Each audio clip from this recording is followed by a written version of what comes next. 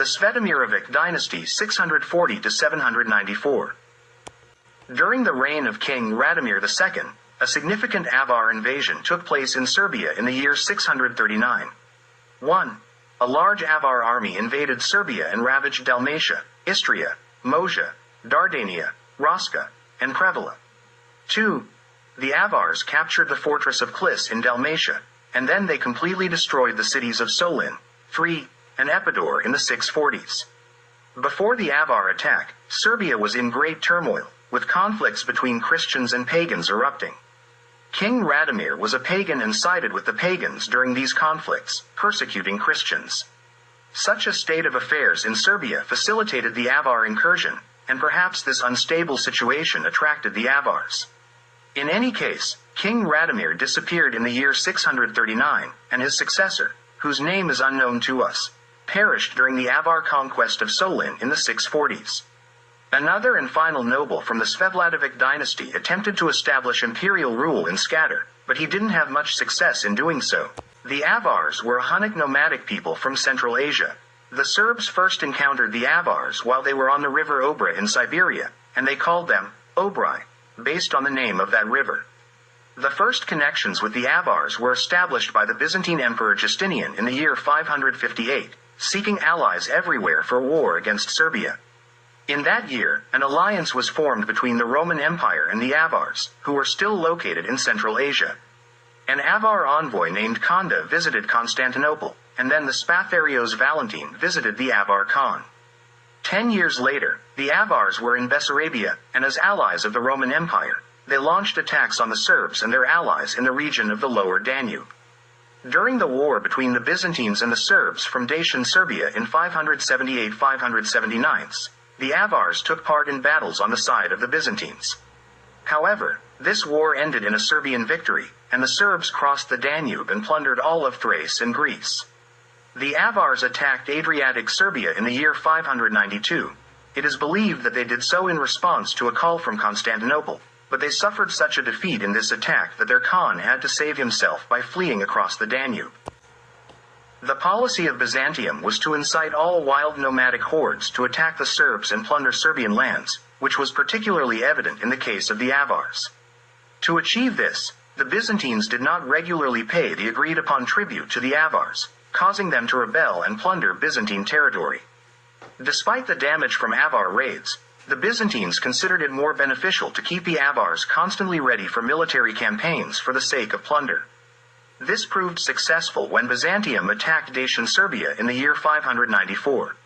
As soon as the Byzantine army crossed the Danube, a massive Avar horde immediately joined them, and together, they defeated the Serbian voivoda Dragast and captured Prince Muzak on the river Yalomica. The attackers were defeated and driven out of Dacian Serbia the following year.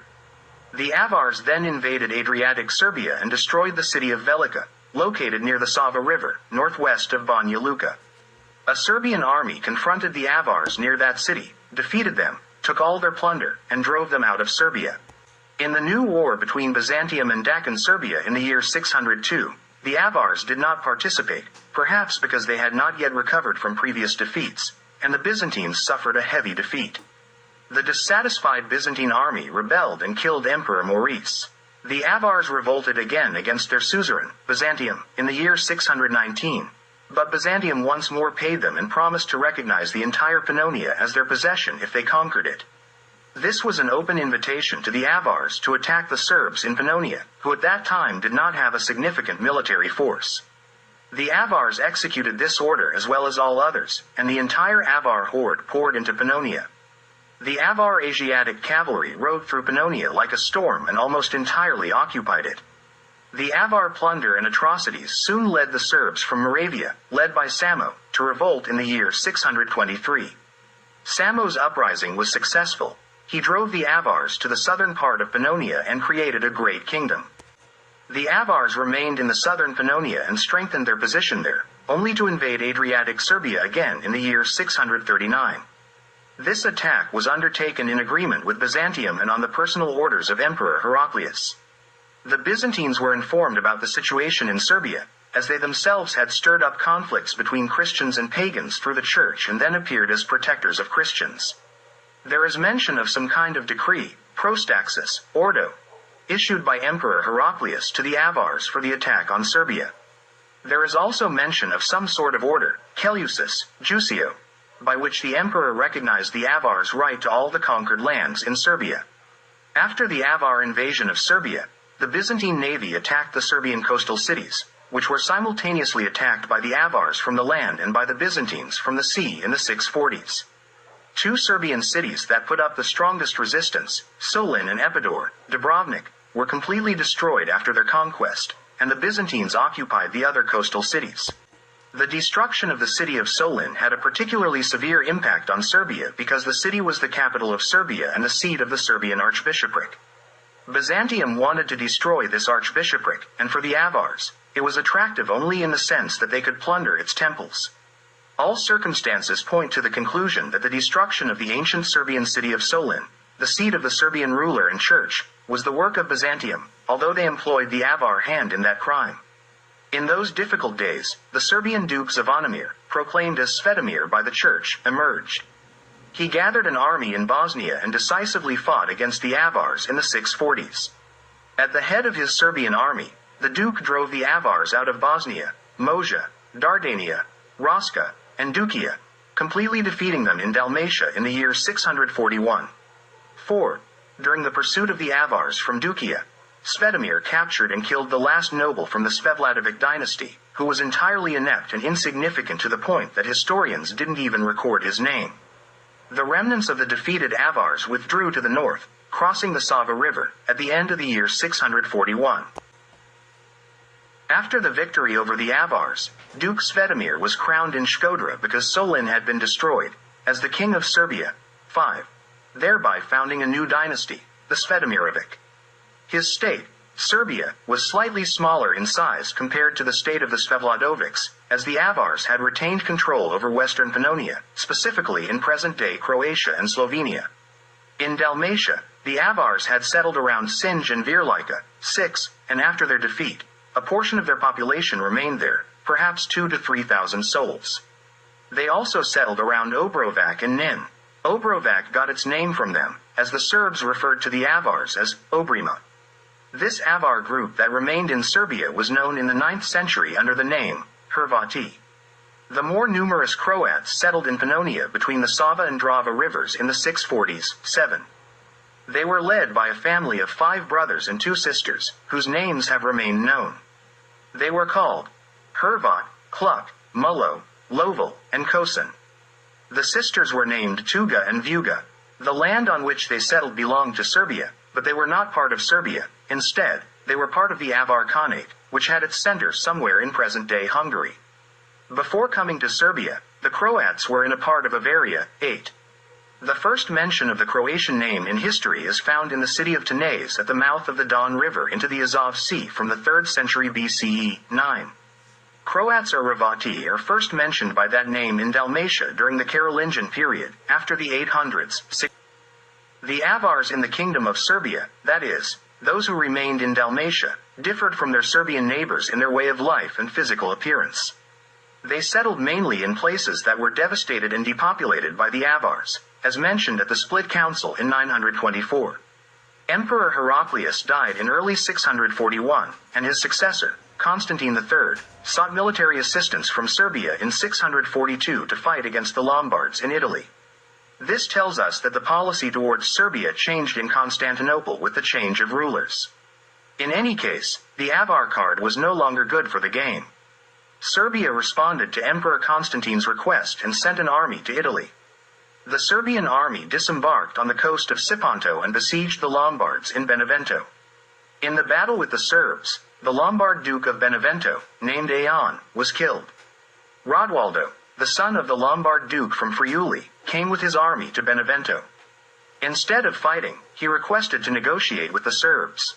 Rodwaldo addressed the Serbs in the Serbian language, which he spoke fluently, and managed to persuade the Serbs to cease hostilities in Italy against the Lombards and return to Serbia. The name of this Lombard Duke and his excellent Serbian language skills raised several questions. His name, Rodwaldo, is a Latinized form of the name Radovlad. How could he speak Serbian fluently if that language was not spoken in his household? Many medieval writers mention that the Lombards were Slavs, implying that the Lombards were a Serbian tribe from Sarmatian Serbia. This case with Duke Rodoldo supports their claims. During the destruction of the city of Solin, the archbishopric and all the clergy were annihilated. The last archbishop was named Todor, who was also killed. New cities were built on the sites of the ruined cities, Split in 647 and Dubrovnik in 643. The new archbishop for Dalmatia was appointed by Rome, and his name was Jovan from Ravenna, serving from 650 to 680. The new king of Serbia, Svetimir, granted significant privileges to the church, exempted it from paying taxes, and helped with its restoration and reorganization. Svetimir assisted in the baptism of his subjects who were not yet baptized, but he did not allow the clergy to perform forced baptisms. With the support of the king, Jovan of Ravenna attempted to baptize the Avars, Croats, in 670, but he was unsuccessful. There were likely also Serbs who refused to accept Christianity, such as the Neretbani. They viewed Christianity as a foreign religious organization. The destruction of the old Solin archbishopric actually led to the loss of independence of the Serbian church in Dalmatia. When Maxim became archbishop in 593, relations between him and Pope Gregory I were completely broken. Emperor Maurice intervened and persuaded Maxime to reconcile with the Pope, leading to some reconciliation between them in Ravenna in 599. The renewed archbishopric was under the authority of the new Archbishop Jovan of Ravenna, appointed by the Pope and under his administration. This continued until 732 when all the dioceses of Illyria fell under the authority of the Patriarch of Constantinople. King Svetimir died in 671, and his son Butimir, also known as Svetopelik, child of the Holy Dipers, succeeded him. Butimir introduced a new administrative division in Serbia in 711 and established a well-organized judiciary. At that time, Serbia was divided into Banates and Zupas. The Banat was primarily a military region but also served as a civil administrative unit, led by a ban. The ban was sometimes appointed by the king and other times elected by the people. He was the highest representative of royal authority in the respective Banat and held a high-ranking position. The Zupans were civil officials, the leaders of Zupas. The Zupan was usually appointed by the king, but occasionally elected by the people, and the king would only confirm the appointment. Besides the Ban and Zupan, there were also voivodes. The voivode was elected by the people from one or more Zupas for a term of 1 year. His duty was to lead the army from his Zupas to war upon the call of the Ban or the king. All these titles were sometimes hereditary, but that was more of an exception than a rule. Hereditary titles were associated with Nyas, prince, and there were princes of various importance, ranging from small village princes to actual rulers of certain territories. Judges, tax collectors, and other officials were usually appointed for a term of 1 year. King Butimir died in 711, and he was succeeded by his son Svetolik, who reigned from 711 to 724. After Svetolik, his son Vladislav ascended the throne and ruled from 724 to 727. Vladislav was then succeeded by his younger brother, Tomislav, who reigned from 727 to 744. During the reigns of these kings, there are no records of significant events, indicating a period of peace. During the rule of Tomislav's son, Sebislav, 744 to 760, the borders of Serbia expanded to the north and northeast. A record from 756 indicates that the Pannonian province of Sava, which corresponds to present-day Slavonia, was part of Serbia at that time. Serbia bordered the Avars to the north and the Bulgarians to the east. The Bulgarians were situated along the lower Danube, north of the Stara Planina mountain. Meanwhile, in Byzantium, Emperor Constantine Kopronimos was causing great disorder in the church with his iconoclastic synod held in 754. The consequences of this religious turmoil were felt in Serbia since the Serbian church was under the authority of the Patriarch of Constantinople at that time. In the west, the Roman archbishop was proclaimed a secular ruler in 756, and King Pepin of the Franks granted him control over parts of Italy. Both in the east and west, the Christian church was increasingly being used for purely political purposes, straying away from its original purpose.